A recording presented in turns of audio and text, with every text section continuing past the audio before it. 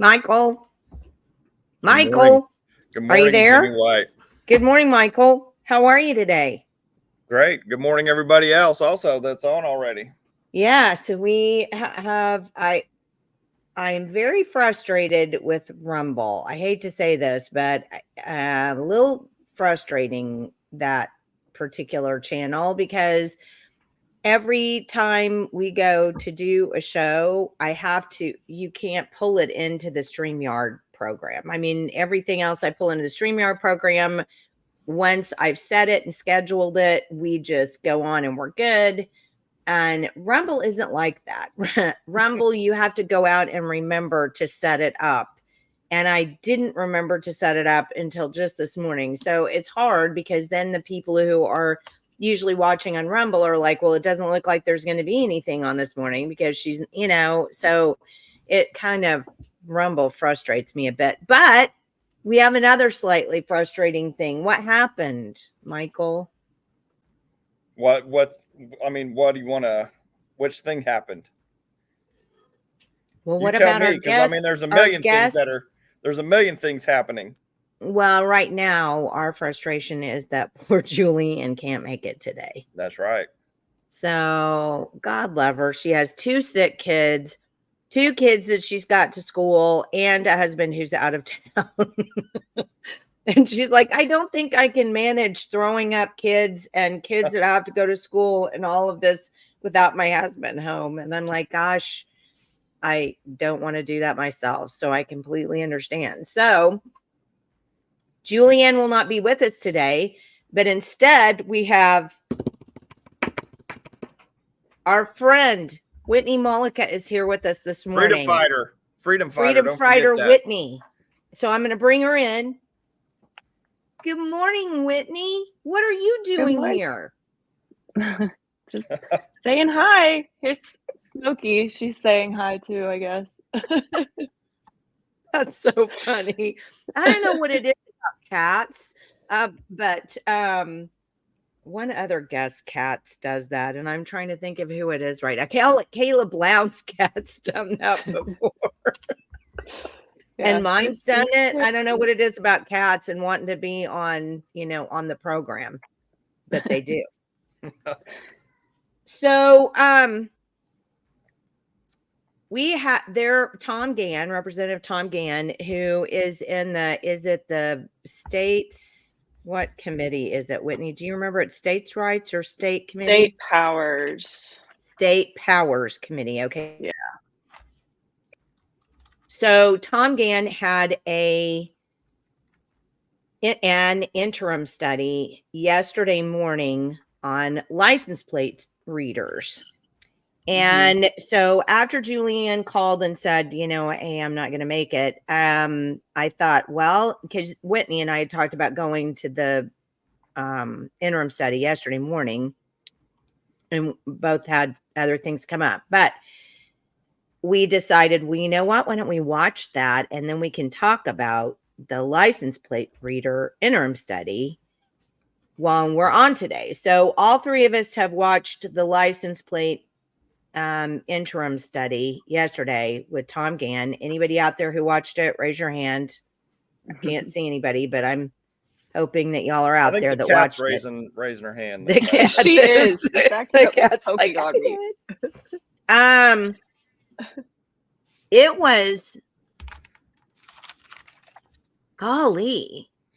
It was eye-opening. it was provoking. It was literally provoking to me, Jenny. I mean, literally. I mean, we know how bad the surveillance state is. We're sacrificing security for protection. Or, I mean, we're sacrificing our freedoms for security. Yeah. And when I watched that, I mean, I was literally, even though you know that it probably goes on, but I know the clip that you have, the extent of the kind of interrogation within that clip is, I mean, it's just sobering. Well, and even just the title of the interim study, it was named Surveillance Cameras and Warrantless Searches. So it's the erosion of our constitutional rights that scares me. Well, and in so many ways. So I think the best way to do this is to just start. So I'll start and then you guys chime in. So Whitney and I both took notes. You were working on your car, Michael. Well, I could have taken notes, but it would have been very messy. Well, same way with me. I was making applesauce and putting up the apples. So I'd have to stop the video and write something down. But the point of the matter is, so he said that, now correct me if I'm wrong, because I was obviously doing three things at the same time. SB 359 was the bill that allowed surveillance cameras to catch license plates in order to follow the law of compulsory insurance. Right. But that was it. It was only supposed to be for the compulsory insurance law. So, guys, I have a question for you. Why do we have compulsory insurance law? Are you prevented? Let me ask this. Are you prevented from getting insurance against an uninsured driver? No. Okay, so nothing prevents you from doing that. So you, the individual, could go out and procure insurance, car insurance, vehicle insurance for yourself, and it would protect you from an uninsured driver. Right? Right. Yeah. So explain why, unless it's to sell insurance, unless we had some lobbyists from insurance companies show up and say, you know, we need this, why would we have a compulsory insurance law? Well, I think you answered it. It's to sell insurance. But also, isn't it kind of interesting how the insurance department, or I'm not even sure if that's how they call themselves, the Department of Insurance or whatever, wasn't that designed to regulate insurance companies? And now it's regulating humans with mass surveillance. There was a Reagan quote, and I don't remember what it is right now, but he basically said, if you let government get in the foot in the door, they'll take your whole house. And for years, so I've been working in legislation, writing in Oklahoma for about 18 years, something like that. Over the course of all of those many years, I have heard something that when I initially started, I was like, oh gosh, I don't even know what do I do? They would say, oh, well, that's just slippery slope. We're not talking about slippery slope. Slippery slope is a fallacy. And I would say something like, well, if we're going to get Common Core, then we're going to end up with a nationalized curriculum and I would explain, well, that's not true. That's just slippery slope. And I remember thinking, early on, I was like, okay, well, slippery slope. Okay, well, so that's not necessarily true. But you know what? If you could name one instance of us creating a law to do something that hasn't had a cascading effect into other areas, I'll reconsider. But for now, if you tell me slippery slope one more time, I may become violent and throat punch you. I'm just saying. Because clearly this case is slippery slope. Do either one of you have a dissenting opinion? I'm open. Well, I will highlight the quote that Representative Gann put on his first slide that said that the things that will destroy America are prosperity at any price, peace at any price, safety first instead of duty first, which was a Theodore Roosevelt quote. And just to highlight one thing about Representative Gann, if I was on a sinking ship, I would want him on my lifeboat. He's a really good man. And I am so happy that he did this study and that he brought in the opinions that he did, because he brought in the guy from the 2A club, or the Second Amendment club. He brought in the ACLU. So I feel like he had some differing opinions, but I don't know how you could walk away from listening to that thinking that flock is a good idea. Yeah. Well, I put on my Facebook immediately, stop the flock. Yeah. Yeah. Well, and Or we flock could say, what the flock? Yeah, What for the people that don't know, flock is the software and the camera system that reads the plates. Yeah. Well, one of them, there are actually Yeah. several of them, and Gann was really good about talking about that. There are several of them, but yeah, the flock system is one of them. And I don't want to get too far ahead, but I will just say this. At the end, the ACLU guy read the contract that these police departments sign with flock. And you would think, and I'm not a police hater, so don't get me wrong, but I am going to tell you that I think the police have gotten to a point where they're so invested in safety that they quit protecting our rights. Yeah. So somehow they've now gotten, and this video that we'll show here in a second actually proves that. So, and the ACLU guys said it really well too, that if you have these mass surveillance techniques going on all the time, you're treating everybody like criminals. You're not treating everybody like innocent people. Everybody is treated like a criminal. And so kind of going to what you're talking about with the police, and I'm not putting them all in the same basket. I think there's good people in every, institution, but in some ways I think that police officers have gotten to a place, and maybe it's a little bit of a response to what's gone on in the public and the way that they've been treated as well, but they kind of treat people a little bit more as guilty, a presumption of guilt instead of innocence. So I was talking to my kids about this the other day because they came over to have dinner and we were talking about this. And, my daughter said, well, I don't get it. I mean, what's the big deal? And that's the problem. So let's make sure everybody knows this fact before we move on. So in the Constitution of the United States, you are considered to be innocent until you're proven guilty in a court of law adjudicated by your peers. That means that you cannot be treated as though you're guilty of doing anything. You simply cannot, because that was the one thing that set America aside from most other countries in the entire world. And that was the presumption of innocence. And then beyond that, we have something called due process. And you are not guilty until you've undergone the process, the due process. And that means that if somebody wants to search your home, if a law enforcement agency wants to search your home, they have to have a warrant to do that. And in order to get the warrant, they have to present evidence to a judge.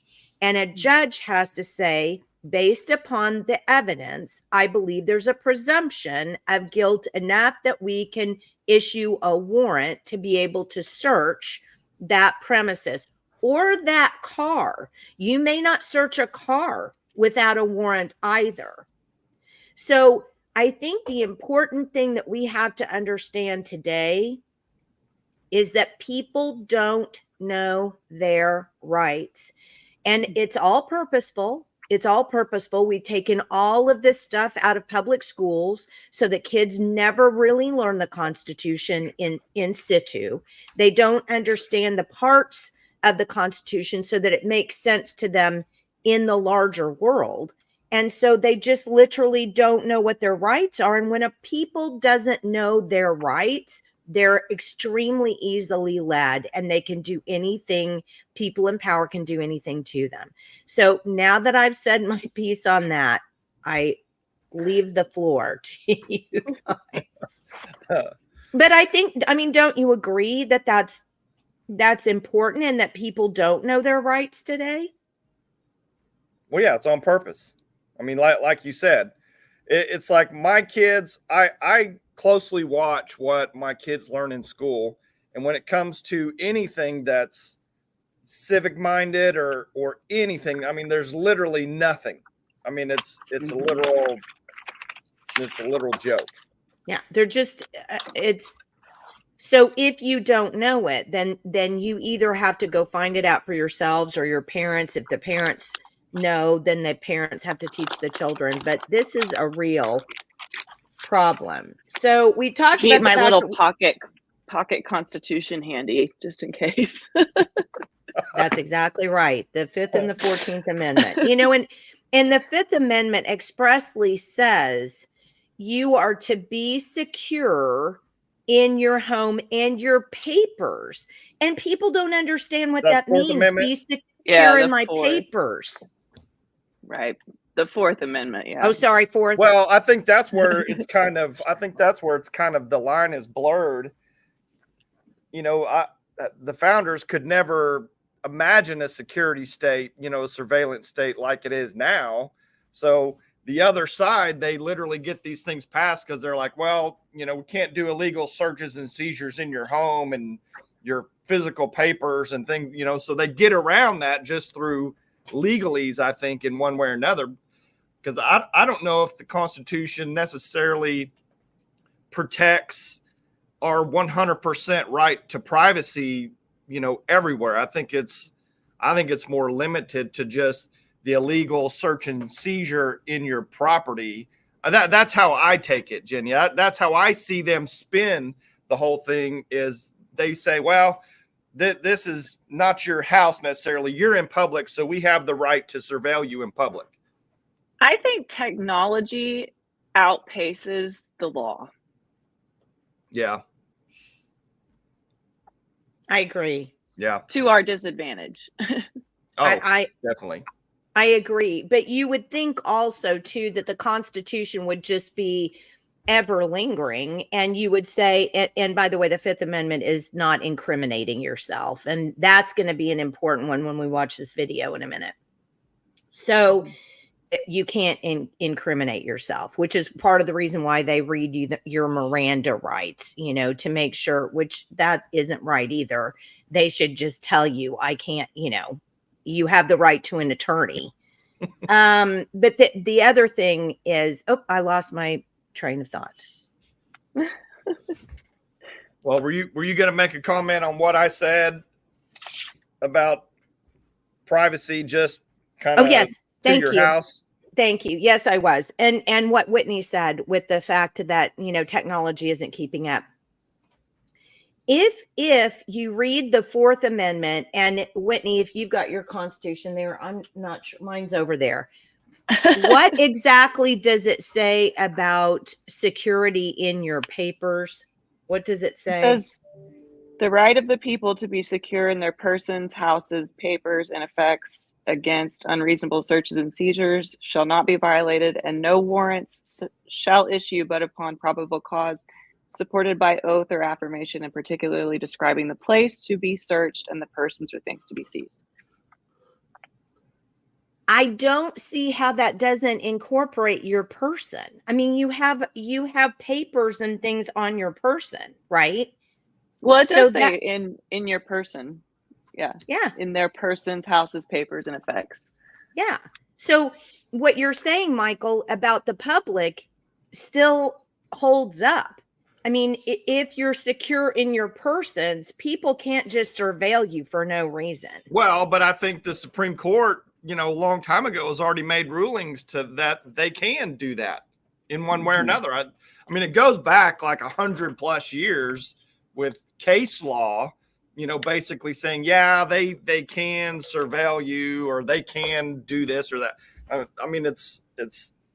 I mean, yeah, obviously, I agree 100%. There should be no surveillance of us, period, especially by the government. But I mean, what do you do? Well, I think Outside of thing inform people. I think there's a two-pronged thing. One, we've got to inform people what their rights are. And then two, we've got to start pushing back against some of this stuff. Yeah. And in large cities and towns like in Edmond and Norman, I mean, I'm from a small city and town. You guys are in bigger cities and towns.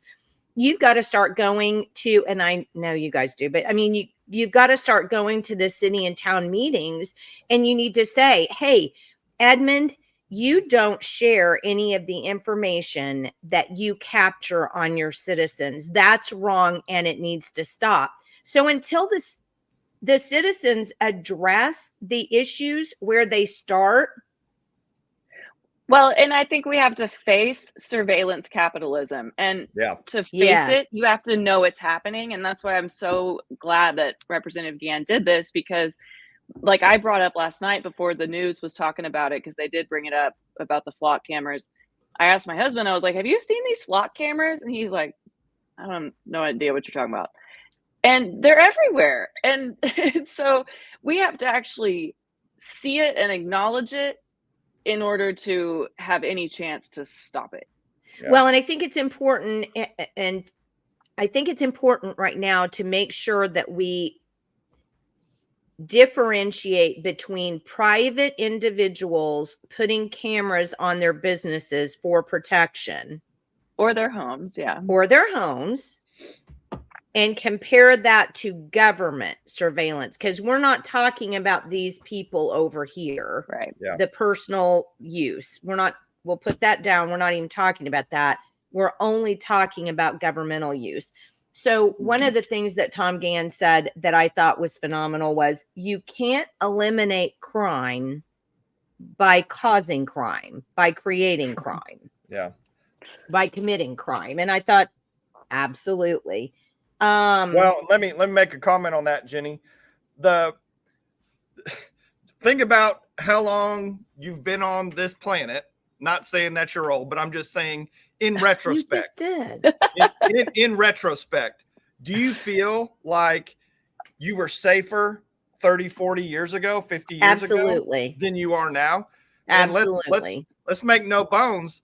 This surveillance state is not about security in any way. It is 100% about data collection and money. And that's what it really comes down to. Because if they know every little thing that you do, where you go, your tendencies, this, that, your correlations, they can literally sell that everywhere, to every bidder. I mean, that's what it comes down to. So we're only getting, in my opinion, things are only getting more crime, more terrorism, less security. More security equals all these things, I should say. So that's just. I heard someone today call it high-tech weaponry, and I think it's a good way to put it. And not that they're weaponizing it against us yet, but the implications of, okay, so you can look at my license plate and see if someone stole a car. Well, then can you track me when I go to a political rally? Can you track me if I go to a psychiatrist? Can you track me if I'm a dissenter against your public policy? That's where this all gets weaponized. Well, but see, I'm going to push back. I'm going to push back on that a little bit, Whitney, because do you guys remember, oh gosh, when was it that the FBI was surveilling everybody's bumper stickers and that they put you on terrorist watch list if you had anything about the Constitution on the back of your car or anything like that. So I think they've been doing this probably since, well, way before 2010, but I remember that happening in 2010 with the Tea Party. Remember? And they were like, well, if you're, if you've got an anti-government sticker on, then, so I think they already were. And I think it became political a long, long time ago. Well, think about this, Jenny. I mean, rewind even another 20, 30 years. Who were the bad guys that were coming back to the United States? All the veterans, the veterans back in the 70s and 80s, they were treated like they were the outcasts. They were the bad guys. They were the terrorists. They were the ones that were going to do this stuff. I mean, so it's been going on for a long time. It's just evolving. And now it's evolving, like Whitney said, with technology getting so fast, so advanced. These lawmakers and regular people, they have no idea about just how widespread and that net of surveillance really is. And the FBI and the CIA and all of their alphabet soup agencies, I think they've made enough mistakes in the past that they would at least be a little bit more careful with this kind of technology. But you give it to a 24-year-old kid that just became a police officer, and he's going to track his ex-girlfriend. Yeah. Yeah. Well, and that's something we need to talk about in a second, but I wanted to move on into so he talked about, Tom Gann specifically talked about, and thank you, Denise, and thank you for watching. He particularly talked about homeowners associations, and both of you know how much I detest homeowners associations. If there was a law that we could put out that would just quash every homeowners association in the known universe, I would be the first to sign up. These are absolutely the most Marxist communist garbage ever, and you should never be a party to these. But they've been putting up these flock cameras in housing additions.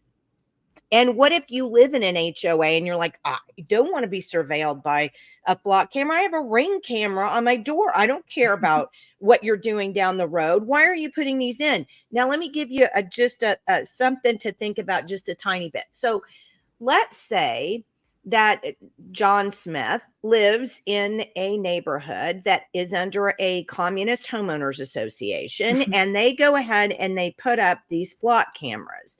Well, John Smith, I mean, maybe questionable morals. Okay. He ends up not coming home one night, and he drives to his girlfriend's house in a different part of the neighborhood, and his car is there. Well, what goes on between John Smith and his wife is between John Smith and his wife. It's nobody else's business. However, John Smith decides he's going to run for Congress. Are you following me? These, who knows where this data goes that's been collected on these cameras. If you don't think a 13-year-old can hack into one of these stupid cameras, you need to have your head examined. Because it's not as though, this is like super sound stuff and you're never going to be able to get in. That's a big crock. A 13-year-old can get into this software. I mean, anybody who really wants to can. So now you're being surveilled. And now John Smith, even though he may have questionable morals, is now having this data that was collected by his Communist Homeowners Association, CHOA. I like that. We'll just start calling them CHOAs. Collected by his CHOA. And it gets out into the internet. Now you tell me how right is that? You can't look at me and say, well, yeah, it's questionable morals. That's just, he shouldn't have been doing that. Bull crap. That's not an answer. That's not right. You can do whatever you want. It's between you and God. It's between you and your family. But you can't steal somebody's data. You can't catch somebody in their private business and then make it public like this kind of thing. And our government should protect that for us instead of go the other direction. But I'll tell you, Jenny, we have 4 cameras in my neighborhood at every entrance. And at any point, if I want to, at any point, I can call one of the homeowner guys and say, hey, I want the cars that came in this entrance at this time. I want all the license plates that came in or out of the entrance at this time. And they'll just give it to me. But I'm gonna push on this a little bit, because Okay. I think we're kind of bleeding into that private side of this, where if I chose to live there and I chose to be a part of that homeowners association, and some kids are going around and, you know, pulling door handles to see what they can get out of the cars, I think that's kind of more on the private side, where if I'm just driving down the interstate and you're collecting my data and you see what I mean? Like, we're blending into that private and public thing. And I think the private side of this, it's a little bit more permissible, because it's not the government. The difference is I can't go and put you in jail. The government can put us in jail. No, and you're 100% right about that. But I just, you know, I feel like not everybody in a homeowners association is going to agree with that. But you're right. Let's get off of that topic, because you're correct about that. The get off your choa. Get out of your choa. Like, you can do that. Okay, so let's show the video. Are you ready to show the video? Okay, so let me make sure I can.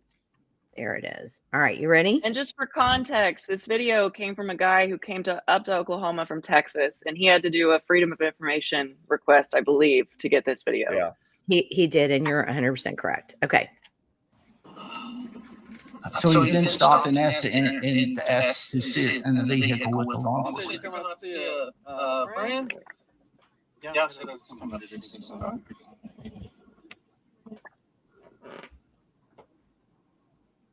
You come up this way very often then? No. All right, you don't have any outstanding traffic tickets or anything like that? No. Okay, never been in trouble, never been arrested? No.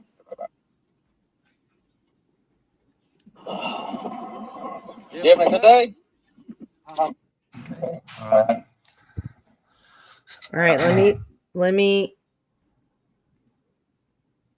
I think he's going on to the next one. Yeah. The next video. Yes. Okay. You don't come to Oklahoma very often?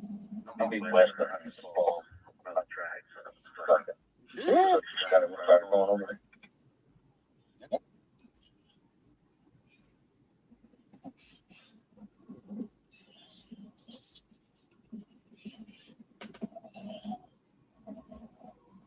You didn't come up on March 10th?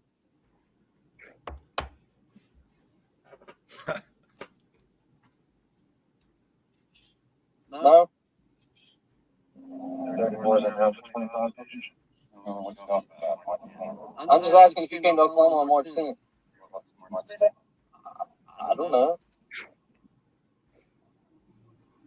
Or January 20th? Or January 11th? Oh, on the holiday. Well, that's after the holiday.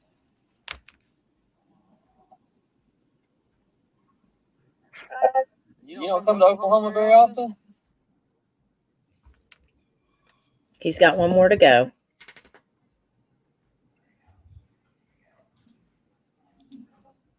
Yes. Go ahead. You got late readers? I mean, yeah, there's some on the front of my car. So that's all I was asking. I mean, what, obviously you're coming to Oklahoma for something. Okay. Well, I mean, if I ask you come to Oklahoma very often, you tell me no, kind of, if you're going to lie, it kind of makes me think that there's other stuff going on than just, you know, just coming up to visit somebody. January, March. Okay. You stay for a couple days, or? I don't normally stay up here.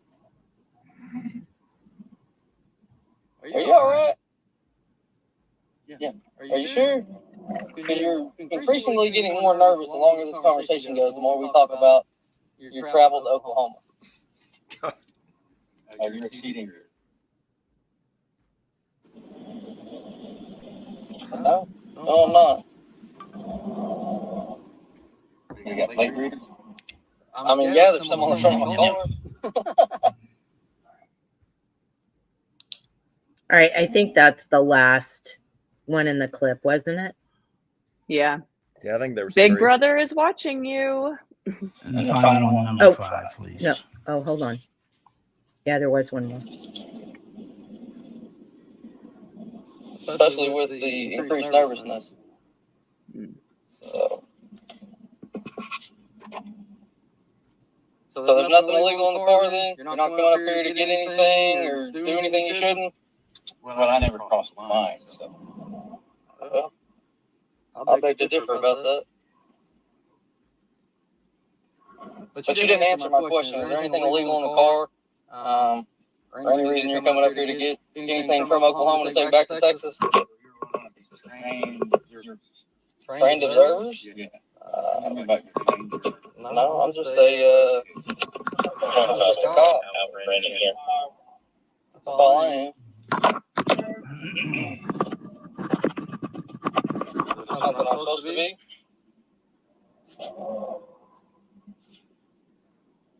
No?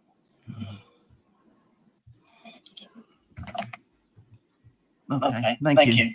All right, so clearly the main point here is that his travels are recorded and being retained by law enforcement, and what seemed to be just a traffic stop of crossing the white line. It went a little bit further than what the individual had expected and was truly troubled by it. And so this is a problem, folks, that we have with this data that they are tracking, and they do have that recorded. And yes, If I can ask you on all that video, did they provide him the video of him crossing the line either? He did not send me that. When he contacted me after our spring session, he just sent me the video, and this was the body cam of the law officer from that he requested, but no, he did not include that. I just wonder if they had that too. But If they did not.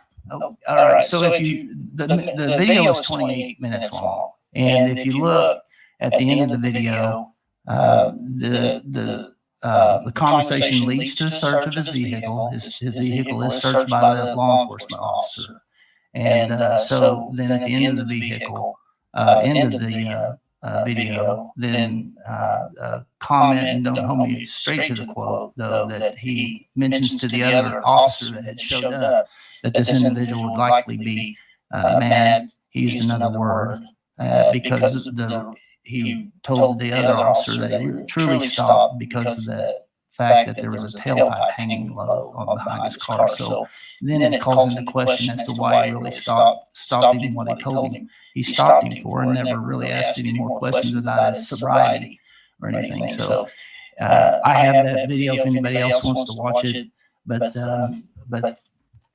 in answer to your question, no, we didn't. So basically, the cop accuses him of lying, but then who was really lying? And it was can I say apparently something really quick? When she asks, well, did he actually cross the line? You're missing the point. The point is they're collecting data on this man, and they know that he's been here in January and March. Who gives a crap if he crossed the white line? I read that a little differently. And I read that the reason why Representative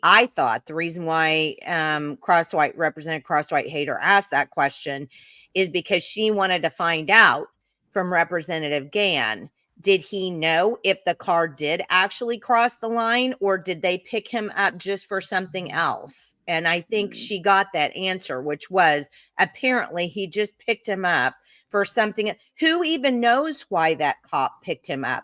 I hope that cop is not on the street again, because it's when I listened to that exchange, I've been in situations where I've been confronted by police officers like that. They're not calm. They're not quiet. They have an attitude where they think that they're getting you on something, or they're going to get you on something. And that whole thing where he said, well, you're getting increasingly more nervous. And the guy tried to explain to him, because you've exceeded your constitutional ability to talk to me at all by this point. Well, yeah, I think you'd be pretty nervous if someone's reciting the history of when you entered state, right to you to the day, if not probably the hour. I mean, you get a little nervous and say, well, what else, does this guy know about me? And thank God that was a well-poised person. Yeah. Because I'm with Jenny. Like if someone was treating me like that, it would be very hard for me to keep my cool. And then you just think about that in the context of how our society functions today. What if that would have been a 19-year-old boy full of testosterone and full of, just anxiety? Like that could have gone so bad. But do you remember that later on in the interim study, Representative Gann made that point? He said, what you're doing is you're going to end up pushing somebody into a situation where it's not going to be good. There's going to be something happen, because there are kids who maybe they've done something bad, or maybe there's something, or maybe they have something. And they get nervous and they bolt out of the car, and then the guy shoots them for bolting out of the car. Right. And they didn't even really do anything. And Whitney, you told me a story the other day when we were talking about that girl that they put in jail. So there's a book, and I would highly recommend, if you're going to engage with this, do it on Audible, because Malcolm Gladwell, it's called Talking to Strangers. The way that he puts this Audible book together, there's music and there's people actually speaking for themselves, and so you can actually hear the dialect going on between these two people. But I'm bringing this back from memory. It's been a minute, so I may not be 100% on, but basically this young woman gets pulled over, and I think she was on her way to a university or on her way back from a university, but she had some experiences with cops in the past that made her automatically just hyper nervous. And so she started smoking a cigarette while they're going through this whole exchange. And that made the cop mad. And so then the cop starts being aggressive towards her. Well, she ends up getting arrested, and for nothing. I mean, it was something as stupid as, crossing the white line. And she ends up getting put in jail, and she dies in jail. And she's only there for like 3 days. But the reason that I think Malcolm Gladwell uses that story is it shows you, like, these two people are communicating, but they're not hearing the same thing. There's a mismatch going on between their communication, and you actually get to hear his body cam, and you get to hear the interaction between them two. And it gives me goosebumps just thinking about it, because the rage that you'll feel when you hear the way it all happens. And I kind of felt it again listening to this interaction with, the cop that we just watched. And I'm not trying to blame the cops. I think that they've just been trained in a way that, for whatever reason, their default is people are bad. But yeah, I highly recommend Talking to Strangers. It's a very, very good book, and it will really change the way that you look at these interactions between police officers and people. Well, I want you to let's look briefly at the militarization of our police force. Mm-hmm. So when you're in a position that your town's police department is buying SWAT vehicles, or buying, like, just in Tulsa, just recently, I saw a video of this new electronic dog that they just purchased. And the electronic dog is now somehow going to keep us safe. Is the electronic dog going to keep us safe, or is the electronic dog going to find stuff on us? I mean, Did they name him DARPA? DARPA. Sorry. I wish I had the video. That I should have kept it so that I could have brought it up. But when you have a police force that has equipment equivalent to your military, why? I mean, I realize that we're not in Mayberry anymore, and that Andy Griffith isn't sitting on your street corner, and, we're not going back. I'm not a moron. Okay. I get that. But I think what we've done is gone completely to the other side, where we're training police officers. And don't forget, Julianne and Michael, we've talked about this so many times. Nonprofit organizations come in now to train police forces. Police forces are trained out of state. They're trained with, curriculum that comes from outside of the state.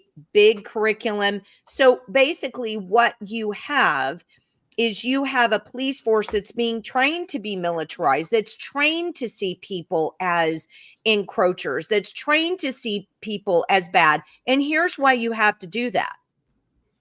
When they want, the people, them, want to activate their system and they want things to go south, instead of protecting the people, the police and the military have now been trained to see us as bad people, as the bad people. So instead of upholding our right against an encroaching government, they're going to be part of the government that is going to be taking over our rights and taking away our guns and doing whatever the government tells us to do, because they have been trained that way. No, not all policemen are like that. However, I've met enough policemen to hear what they have to say, to know that they get very defensive if you talk to them about certain things, and they'll get very defensive. Well, why are you getting defensive? What have I said? What have I asked you that makes you defensive? And so I think we have a right to be concerned about that. But Well, Jenny, and I think the 2A guy, sorry, Michael, go ahead. No, well, I was just going to make a real quick comment, because they're on their police car. It says protect and serve. Isn't that enough, Jenny? I mean, it says it right there on their car. You mean the propaganda? Yeah. Yeah. Okay, go ahead, Whitney. Well, I was just going to bring up the Second Amendment. The president of the Second Amendment Association, he John said Spencer. something at the beginning, about how he's very, very concerned about the incrementalism. And I think this militarization of our police force has happened in little tiny steps. And so we just haven't been able to see it. But then when it's like right in your face, it's really alarming. Well, and that's the way, this whole thing has worked. So again, I go all the way back to the stupid book Michael made me read. And, if you read The Killing of Uncle Sam, hey, put that back up again, will you? Put The Killing of Uncle Sam up one more time. If you read The Killing of Uncle Sam, you find out it started all the way back in the late 1800s. So it's not as though this country popped out of the box and just went full throttle toward, whatever it said in the Constitution. That's not true. There were people undermining our Constitution from the very first moment. And these are all these elitists that came to this country from England, and they wanted to control the system. And they were very, very patient. And that's the whole frog in the boiling water kind of thing that people talk about.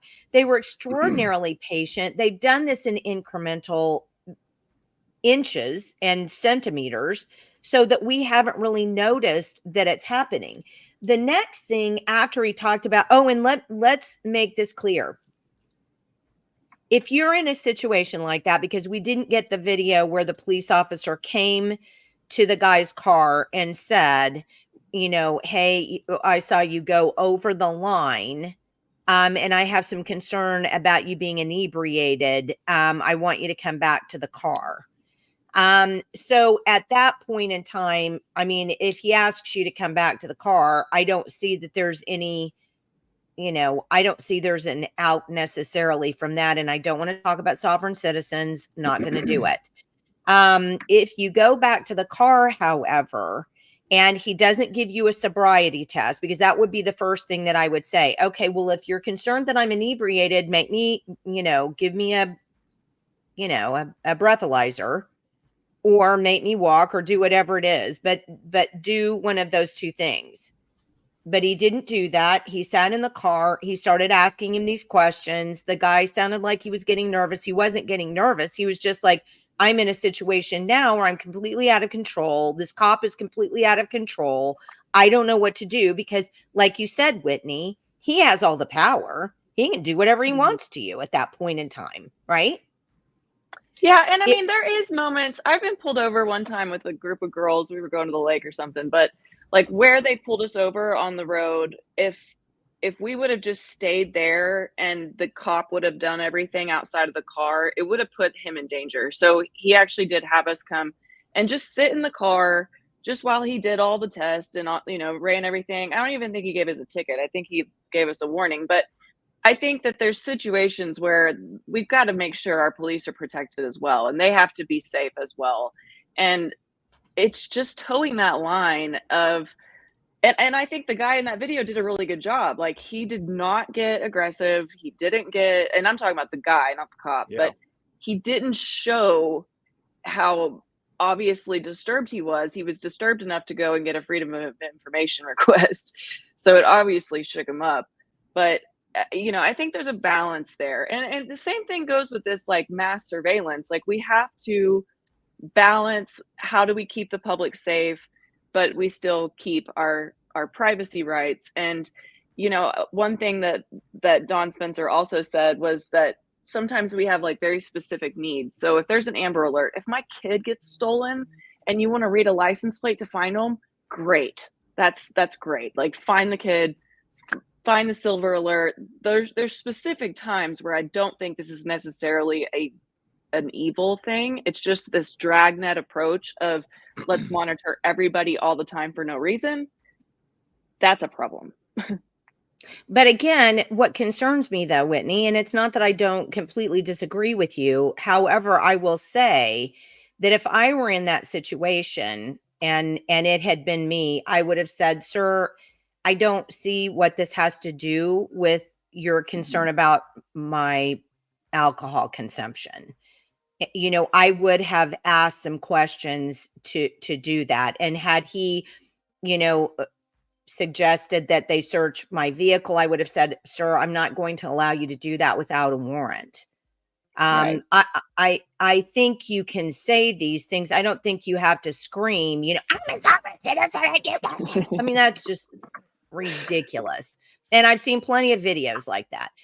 Just be calm and say, sir, I disagree with this. I feel like my rights are being violated at this point in time. And if you would like to give me a breathalyzer, I'm perfectly open to that.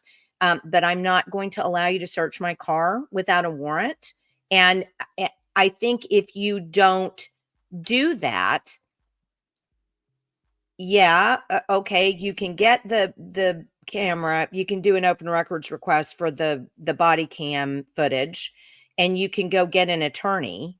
But why would you do that when you might have the opportunity to educate this police officer as well, or at least talk them back, or at least remind them of the Constitution and say, hey, I'm sorry, but I feel like my rights are being violated. And if you'd like to give me a breathalyzer, that's fine.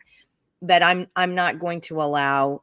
It would have scared the hell out of me if I was sitting with a cop and they're like, hey, you were driving on this road on this, and this date. That's terrifying. It is. I'm not going to say it's not. I'm just saying that at some point we're going to have to push down that, because what's the worst that they could do to you? I mean, I guess they could shoot you, but at some point he's wearing a body cam and somebody's going to get him for it. I mean, you know what I'm saying? So, I mean, unless he falsifies the body cam, which of course, they put you in jail. And I mean, look at how irresponsible our jail systems have been. We've seen story after story recently here in Oklahoma about people, for mental health crises going through the system and having terrible consequences. And I think that's like the real fear that people have when it comes to cops is, I don't want to get shot, of course, but I also don't want to get thrown in jail for no reason because we have differing personalities and we're not matching up well. And that's going back to that Talking to Strangers book. It's so good at making me understand, at least, that sometimes when we're having conversations with people, I'm over here and you're over here and we don't even realize it. Yeah. Well, and yeah. Whatever it is, I would suggest that you calmly stick up for your rights. That's my suggestion. And if you don't feel like you can do that, then fine, go along with it. And then freedom of information request the body cam footage and get an attorney and sue them. But at some point, you can't just let them do this and get away with it. I mean, that's a big no, because that just empowers them to continue to do that. because that same cop, I mean, until he gets brought up on some kind of charges, he's going to do that again. But I don't think the cop as an individual is the problem. I think the flock is the problem. Because how would he have even said any of that stuff to that guy if it weren't for the technology that gave him the information that this guy had been in Oklahoma on those dates? The technology is, in my opinion, that's the problem. That individual cop is just going along with the technology. But Whitney, that removes the cop's ability or not to use information that they shouldn't be using for a traffic stop.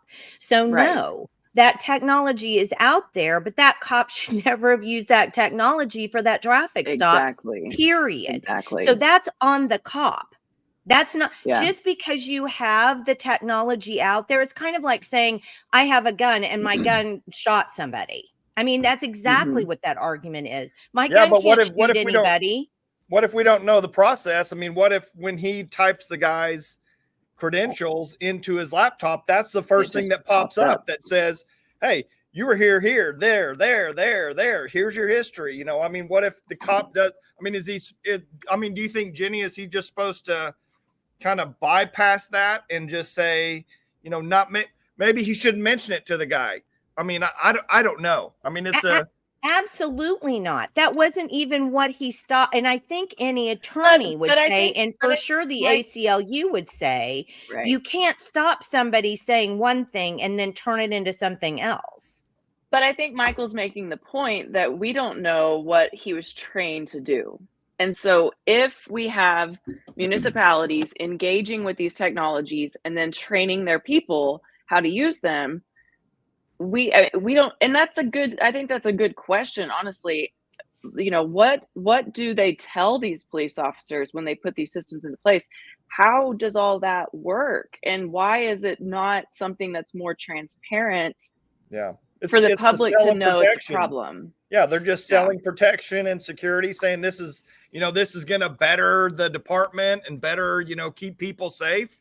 And flock in their BS statistics about how they're catching 10% of the criminals and blah, blah, blah. I loved when the ACLU guy was like, that's kind of just lying through statistics. Well, but here's the other part of the coin that we touched on, but we didn't really get to, and we're already in an hour. So I want to make sure we go through this fairly thoroughly. So the point was made that when you collect this data, that data, it depends upon the police agency. So for example, Edmond was brought up in the city of Edmond was brought up in this particular interim study. And people were told that Edmond refuses to tell anybody who asks where the data that they collect on their flock cameras goes. So if you're in Edmond, you're just like, so my stuff's being collected, but I have no idea where it goes. Other agencies have released that data and it goes to the FBI, the CIA, the OSBI, the what were some? They said they could even sell it to foreign governments. That's right, to foreign governments. If part of our concern right now, which it is, if you're not aware, our biggest concern right now is the fact that as a part of the WEF move to 2050, they're taking all of the ability for us to regulate our governance away from us.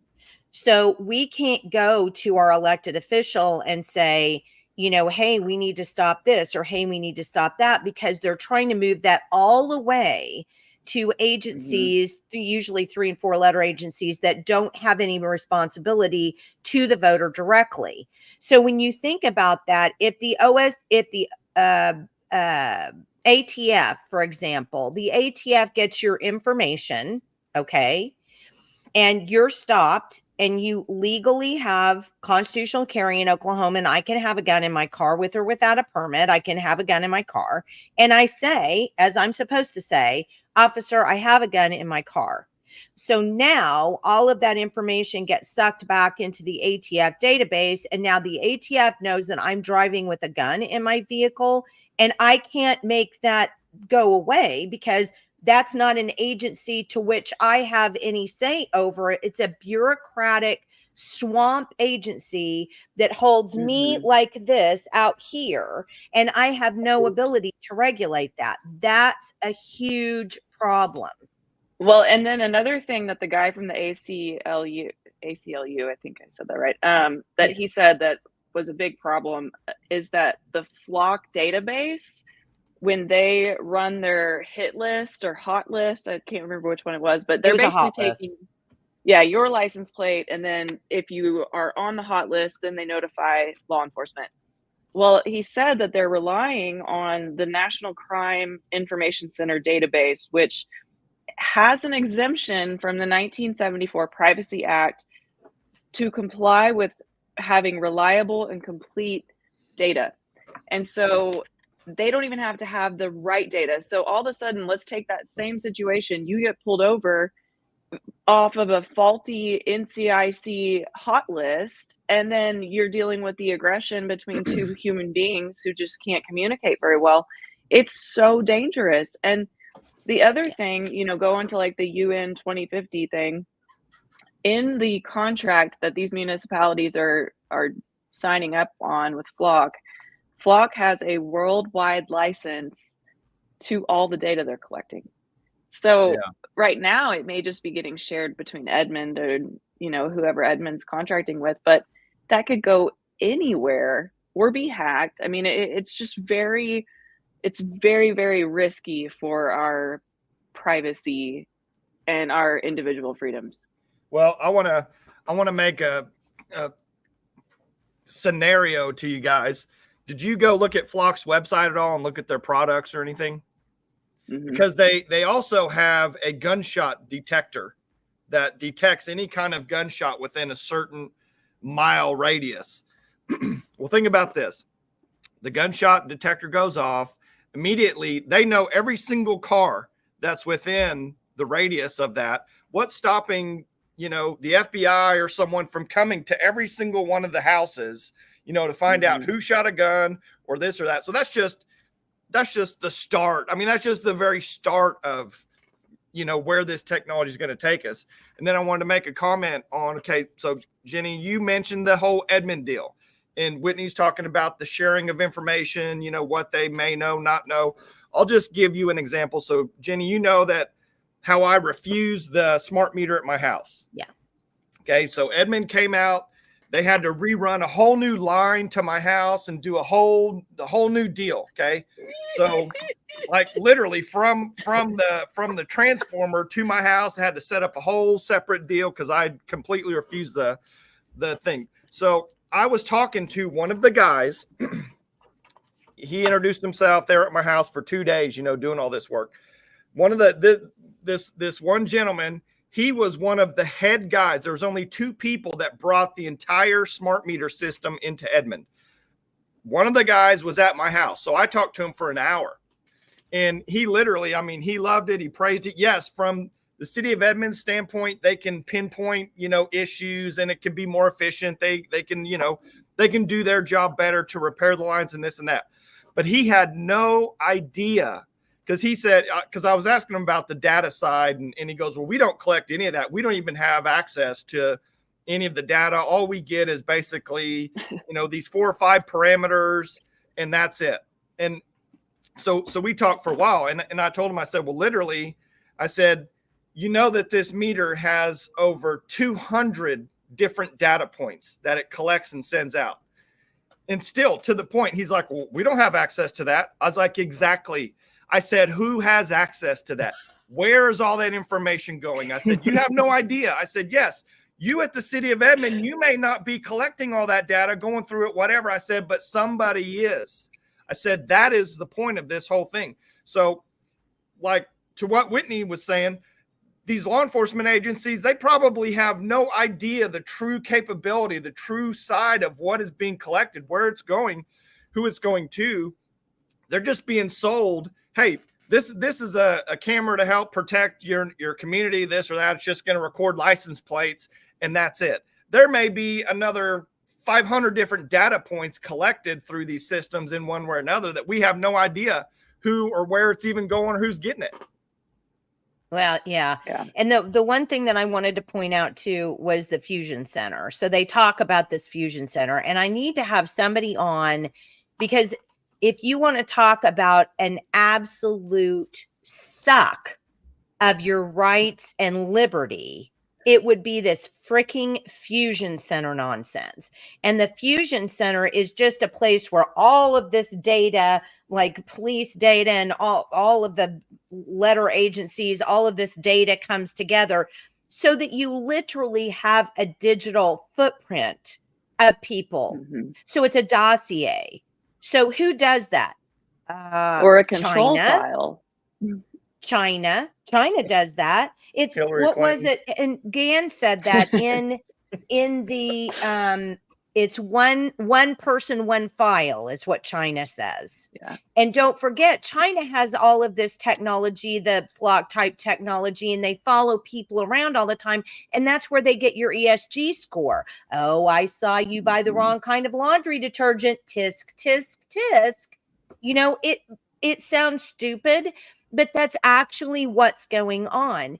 And if you look, there's all this talk about you have to have by March of 13th, I think of next year, you have to have this real ID if you're going to get on a plane anywhere. If you Which is nonsense. If you have a passport, you don't have to have real ID. If you love America, you will immediately contact your legislator and tell them to make this stop, because stupid red Oklahoma and our little red legislators have led us down the little yellow brick road of data sharing infinity, so that now we have to have a real ID. And this should all be stopped. This is absolutely wrong. It's completely wrong. It's tracking individuals.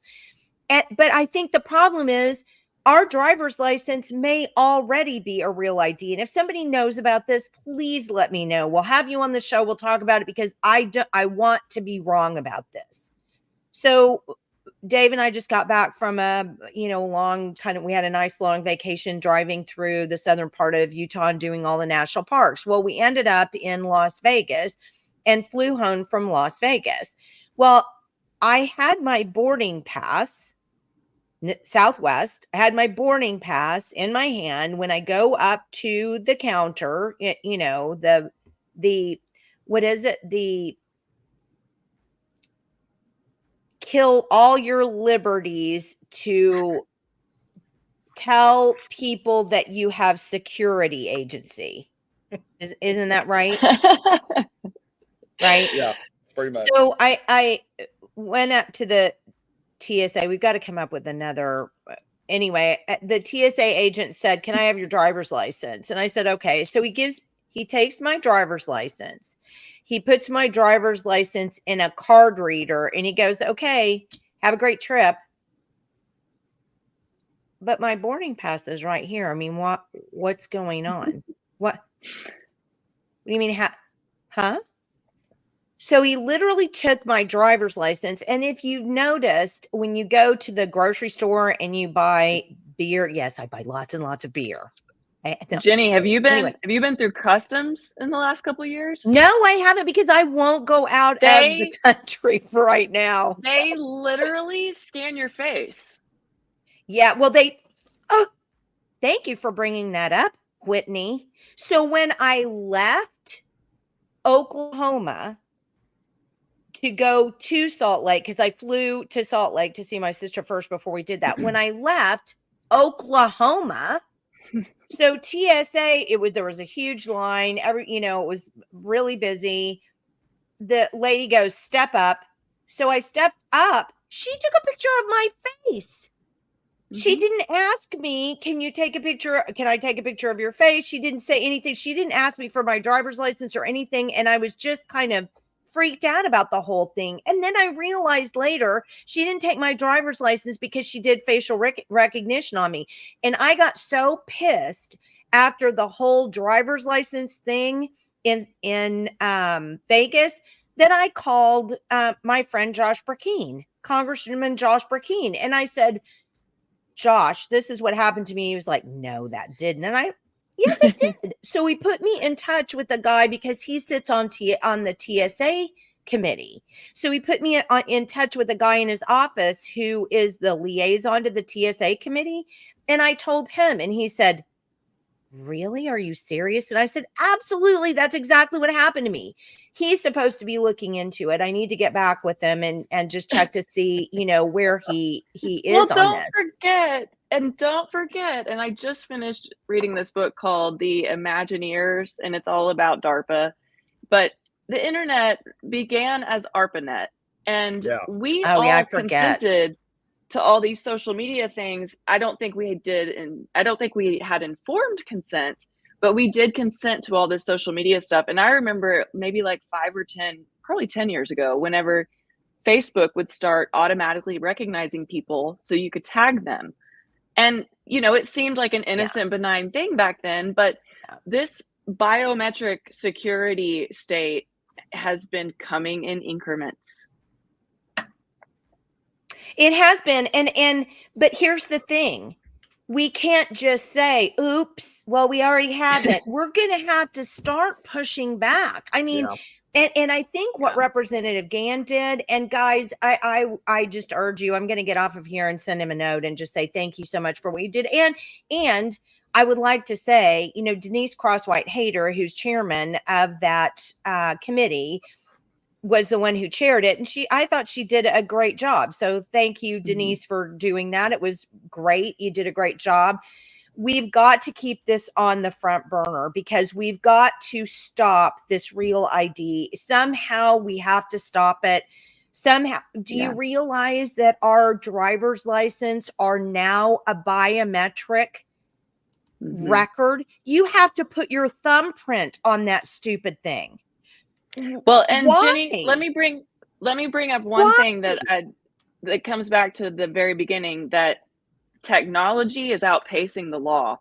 And I think one of the reasons that Representative Gann wanted to do this study so much is because our court systems are still coming back and saying this is inadmissible as evidence with the flock camera recordings.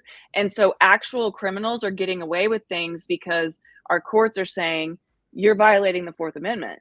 So we've got to have some sort of reconciliation between the law and technology. And I will give the creator of Flock one piece of credit for just a moment. His name is Garrett Langley, and he sounds like a really nice guy. He's a young kid. I listened to a little thing that he did with his, it was like a podcast, but he was talking about how his mom is like his right hand in the business. But what he said that actually did make sense to me is police officers are retiring a lot faster than they're hiring. And so there is this void that's being created with our law enforcement agencies. And who wants to go be a cop right now? I mean, just the climate of being a police officer is really not that great. And so what he was saying is that this technology, he was trying to create it to help the police officers. Do I think that it's a great thing? No. Do I think that we need it in our state? No. But we also need to have a culture and a climate where the public and law enforcement can get along well and see each other as like a symbiotic relationship. And so I think the law needs to catch up with the technology. And what you were saying about if you're in that situation with a police officer, they just need to be reminded that the Constitution is a restriction of government to keep us free, not to make the government more powerful. Well, if I can, Whitney, I think guys like him, they have the best intention. Yes, maybe law enforcement is not hiring like they're exiting, but there again, that's playing right into that 2050 plan of replacement. We're replacing humans with technology, and that is the whole problem in a nutshell. I mean, I know he probably has the best intentions. He's probably a good kid, the whole 9 yards, but he's helping create that system that is going to be there's no empathy in an AI type of system, and there is in a real police officer. So, like to your point, Jenny, maybe you could have educated that police officer to say, hey, we're still human. We have rights. This country was built on this. You don't have to utilize that kind of technology and this kind of stop, but that's, to me, that's the major issue, is that replacement of us as humans in our jobs, just across the board. No, you're 100%. That's 100%. I'm so glad you brought that up, because that is correct, because technology doesn't have the ability to be able to look at you and say, I don't think so, or have a further conversation like you're saying, Whitney, to try to get to a point of understanding. It doesn't have that. And so how do we really end up losing all of our rights at the end? By having some autonomous person who says, I'm sorry, I feel like that's a right, and then you're okay, we're done here, so I do think, I'm just trying to look up, guys, was there anything else on this? I'm looking at my notes on the presentation. Yeah, was there anything else that we missed? I think we got through most of it. I thought he did an absolutely fantastic job. I mean, it was really to really sit down and watch that and really listen to it. I mean, it was pretty riveting. Oh, and I loved what Chris Banning said. We forgot to mention what Chris Banning said at the end. So Representative Chris Banning apparently does this stuff. That's his job. I had no idea that's what he did. That Surveillance technology. Yeah, security personnel, a security person. That's what he does as a job. And he was saying, it doesn't matter what you require in the law, they can do whatever they want. And I remember him saying that and thinking to myself, oh my goodness, wow, but that's true. So think about it. You can, because the ACLU guy kept talking about guardrails. Well, you have this, but we need to put these guardrails on, and that's what's really going to help, in the end. Well, you can have these guardrails, but if you've got a 18-wheeler, what does a guardrail matter? Right? I mean, it's physics. It's the 18-wheeler is going to go right through the guardrails. So if you have somebody who doesn't want to follow the guardrails, because they mentioned that they've already caught like police officers surveilling ex-wives or ex-girlfriends or whatever with this particular system. And you're like, okay, that's just not okay. And they asked him, they were like, have there been a lot of instances of people using these for corrupt, practices? And he said, there's too many to count. And he said something that I thought was pretty good. You don't need a hand grenade to kill a bug when a fly swatter will do. And he was very objective in the interim study. But if you just Google ACLU flock, they have in what I saw, just looking at it, they have a very hard stance against this kind of technology. Well, because I think it's too open-ended, just like what they said. I mean, and then there was a point, and I wrote this down. If Maine gets the data from the ALPR system here in Edmond, for example, we have no control how that data is used. So however Maine is using that data, we don't have any control over that. And yet that's the stuff that, that's personal to ourselves and our papers, as we said in the Fourth Amendment. And let's say what ALPR. So ALPR is the automated license plate readers. Right. ALPR technology. So Denise asked, what's the link? I'll tell you what I'll do. I will put it in here right now. And then if you're on Facebook or one of our other, here it is right here. You're going to want to click on the one that says state powers. And then it should say something like, well, you have to go to new recordings. Let me see if I can get a specific. Oh, hold on. I've got a specific URL for it here. All right. It is 8:30 and you have come. Perfect. All right. I have a specific URL. So here it is right here, Denise, and I'll stick that in with other things. It's not going to help me to show it, but if you're on Facebook or YouTube, you can go directly and grab the link and then click right on that directly. So, and I definitely would do that so that you can watch it, because there are so many ways in which Oklahoma is so far down the road to the WEF 2050 agenda. If I were to sit here and talk to you about it right now, you would probably freak out, because I'm not a super freak out person. I'm pretty much beyond the freak out stage. That's how bad it is. And if Jenny, we don't say it so. This is a red I can state, prove Jenny. it. I can prove it. We're So in it the doesn't Bible really. Belt, Jenny. I know. But I think if we don't really start pushing back against this stuff, and if we don't start, remember, we all started this in the first place because, God said, my people perish for lack of knowledge, and you better go out and start teaching people stuff. So that's what this is all about. So, but the problem is, we can bring this to you. We can teach this to you. We can show it to you. But if you do nothing about it. And let me just point out that the Flock is a Georgia-based company, and our governor has a lot of ties to Georgia. And I tried to see if I could find anything, and I couldn't. But if any of your listeners get curious, I would love to know if Governor Stitt has any connection to this, because he's very tyrannical. Well, I think it comes out as tyrannical, but I personally feel like he's just more he has a very small bubble, and he wants the state to operate as a business, and businesses don't have to worry about people's rights or what happens later on down. Stephanie, I will keep screaming about it. It's true. I mean, and she's right. You are right. We have got to keep screaming about it. And showing up at these things and, talking about them. But I think Governor Stitt basically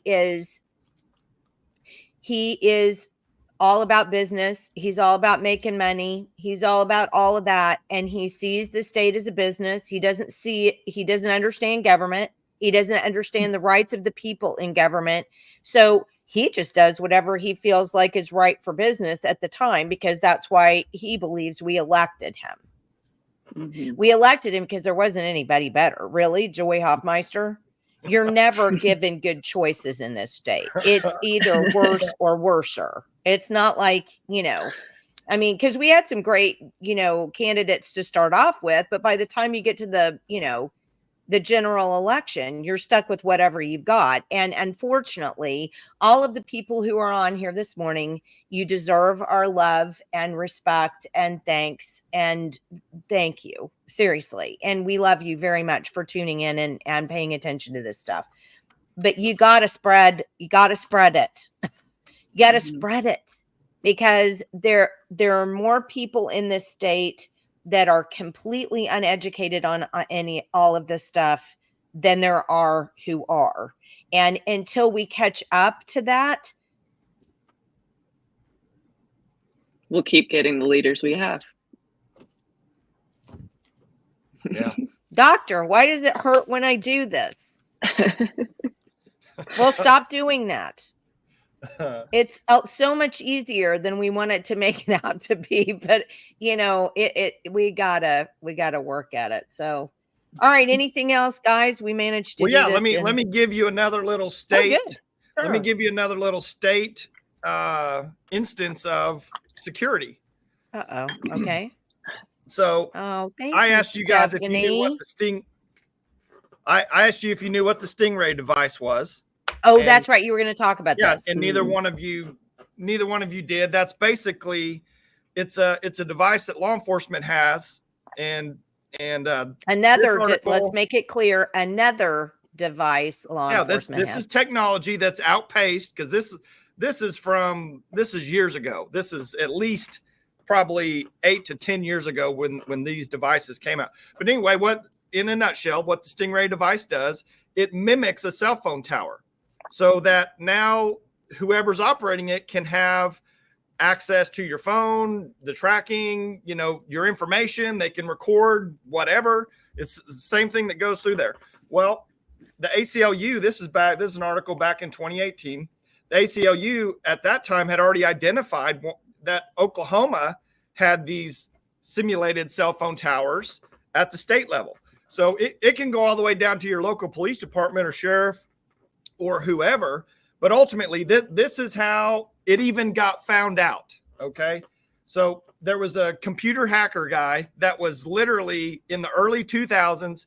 He was hacking in and filing false tax returns.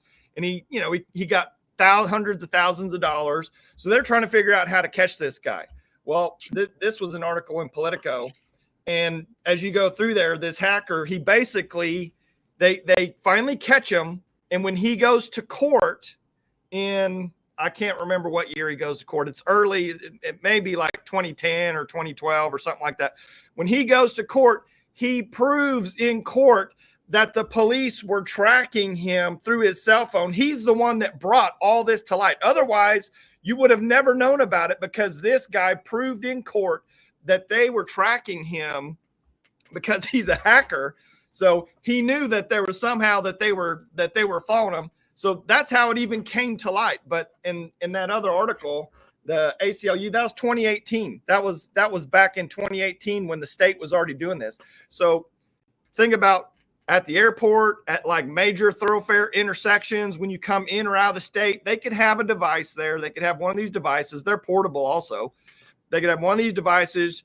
You get off a plane here at Will Rogers, you turn your phone on, boom, you're right into the very first thing you're into is one of these devices. So you have no idea. What's that? What are the hatched states? That's those are at the state and local. So your local police departments. So Texas at this time had state police cell site simulators and local police have cell site simulators. And so we just have them at the state level. Well, and that then was in 2018. Don't forget, this map is 2018. Oh, it is. It's not updated. So this is probably. Can I just point out that little old red Oklahoma, we're so conservative. So that was back in 2018, and we have this stuff. Yeah. And you were crazy ahead of that time ever saying, that the government probably has these, these cell interceptor sites. But they're called Stingrays. I heard about them a long time ago. And, just what else do they have? Whitney, what else is that technology available to do that we don't even know about? I mean, that's what's scary. Well, we could have a whole nother hour-and-a-half conversation about things like Promise and Palantir and all that, but we'll save it. Oh, Peter Thiel. What is that? Peter Thiel's Wolf in sheep's clothing, in my opinion. So Jenny, oh yeah, he's saving the First Amendment. Yeah. Oh no, Jenny, I wanted to ask you something. So you made a joke recently about how we're becoming a banana republic. And so I Googled Banana Republic and just a bunch of clothes came up. So can you explain that to me? So a Banana Republic is, it's kind of a pejorative term, which isn't very nice, but it's a way to explain countries usually that are tropical in nature, hence bananas, that don't have a strong government or protective rights for individuals. So usually some kind of a third world government. So that's what most people mean when they talk about a banana republic. It's not a republic in the sense that I was going to say have a republic, but we don't anymore. So we're theoretically have a republic. It's not that same kind of thing. It's more a third world, country kind of pejorative. And that. Like a republic in name only. Yeah. A republic in name only. Yeah, I would agree with that for sure. Well, again, I am so grateful that everybody was on today. We had a nice audience today, and I'm so sorry that Julianne wasn't here for you. We will get her back. Yeah. So because we've got to know about carbon credits, it's just gonna, help with the article that we've got coming out, hopefully by the end of the week. But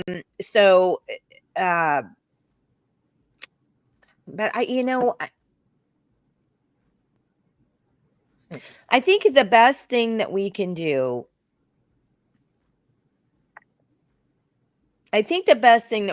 is besides pray, I mean, which honestly should be at the forefront of our minds every day. But I think what we need to do is we need to reach out to people that we kind of know in our circles, but that we may be a little uncomfortable with. We're not really sure where they stand on particular issues. And one of the things I don't think we do is have conversations with these people about things, because we don't want to get into an argument, or we don't want to make somebody, mad and I understand all of these things. I mean, I talk about this, and my family, my family is like, but you're an entirely different animal. You're like 1 in 10, 1 in 100 people, who and I get it. I mean, I have that kind of personality. I get it. And not a lot of people do. I don't mind confrontation. I don't mind talking about things that are uncomfortable. All of these things are things that I don't have a problem doing, but that other people do tend to have a problem with. And I understand that. So please don't think when I say things, I'm like, you got to do it too. I get it. But don't do nothing, though. You know what I'm saying? I mean, you may not be me. You may not be the person who's sitting in the back of the police car and going, tisk, tisk, tisk, officer. I mean, I get that may not be you. But on the other hand, you could say something like, to a friend that you maybe doesn't have the same stance that you have on things. I was just reading something the other day, or I saw this video about this, and I thought, what do you think about that? So if you do nothing, nothing happens. I've said this 100 times. It's like my mantra. If you do nothing, nothing happens. But if you do something, something may happen, and something good may happen. But we're not at the point in time where you can do nothing. We blew past that probably 50 years ago, frankly. And we're coming down to the wire. So you're going to have to do something now. And how you choose to do it is your personality. But you got to do something. Am I wrong? Help me out, guys. I agree. You're just leaving me hanging here. Michael, I think you're muted. Yeah, I was. When you were just saying that, I was going to find a video here quick to play. Did you see what Laurie wrote? Nothing changes if nothing changes. That was my campaign. Yeah. I love that. Yeah. But that's so true. It's true. Funny.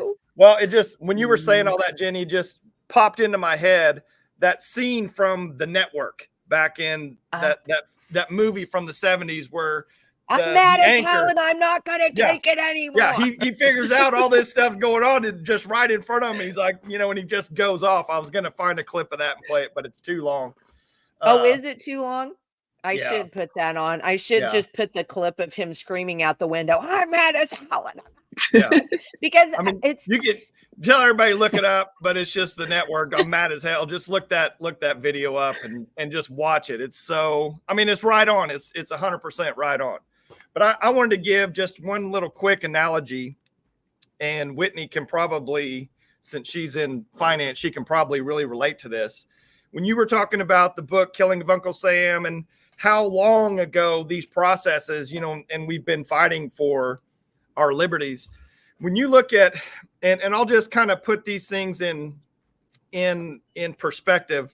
So you have these large organizations, these globalist kind of people, they make long-term plans. Mm-hmm. They're not trying to change everything tomorrow. So The way I explain it to my kids and a lot of people, it's like, think about the way people make money and invest money. If you're just a guy that's making, that's getting paid minimum wage, and you're just trying to get, through the end of the week by getting a couple extra hours here or there, you're not thinking about investing in some major, part of your life 20 years from now. You're just trying to make it to the end of the week. So when you're on minimum wage compared to salary, compared to someone that actually invests money, minimum wage guy's thinking about today or tomorrow or this week. A salary guy, he may be thinking a year or two, what am I going to do here? How much money do I have? Can I build that pool next year? Something like that. People that make their money from investments, they're thinking 5 years, 10 years, 15 years, 20 years. And that's the difference in the planning. A lot of us, we're just trying to survive every day. We can't think about 10 years from now or plans 20 years from now. But the people that do, these globalist type of people, they don't have to worry about today or next year. They can make plans on a long range scale, just like an investor looks 10 years from now or 20 years from now. Where's his estate going to be 20 years from now, or when my kids take over, 30 or 40 years from now? That's their mentality. It's that same mentality. That's how they can lay these plans out in the 30s and 40s and 50s and 60s that come to fruition, 50 years later. So it's that slow kill of our rights. It's going so slow, we don't realize that it's just a constant eroding of our freedoms and liberties, because it's so slow, we don't see it. It's just mind numbing. What happened to Whitney? She might have froze. I don't know. No, you're 100% right. And it's important to remember, I mentioned the Cloward Piven strategy the other day on my Facebook page, and it went viral. And I was like, wow, that's very weird that people. What does that go back to? Like the 70s? I think it was 68. Yeah. I may be wrong. Don't quote me, but 68 sticks in my head, that they actually proposed it. And basically, if you don't know what the Cloward Piven strategy is, they were trying to, and Stephanie says, humanity will be at its best if we lift each other up. I love the all boats will rise, tenet. I believe that that's true. But Cloward and Piven were socialists, and they believed, and I think they still are. I think they're still alive. I don't remember. But anyway, they wanted to have a national minimum wage, basically. And so they felt like the only way to get to the national minimum wage, they proposed a strategy. And the strategy was that they were going to, bless her heart, she got knocked out. She's trying to come back in. We'll get her on. There she is. What happened to you? My internet just shuts off like 4 or 5 times a day. Or somebody shuts it off. Let's think about this in the right light, shall we? And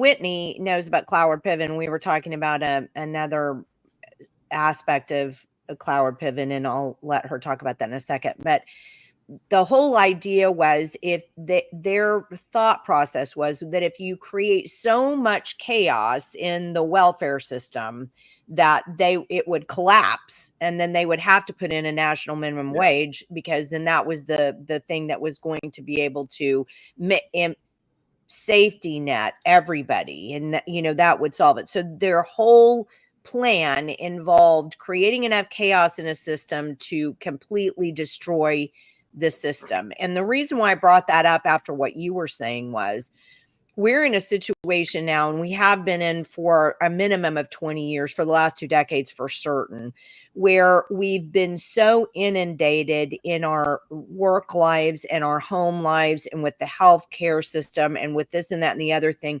that all we're trying to do, all the basic person is trying to do, is make sure we have enough food coming in for the next meal, making sure we have enough food coming in for making sure all the bills are paid, making sure so when you're that's why they want to crash the system.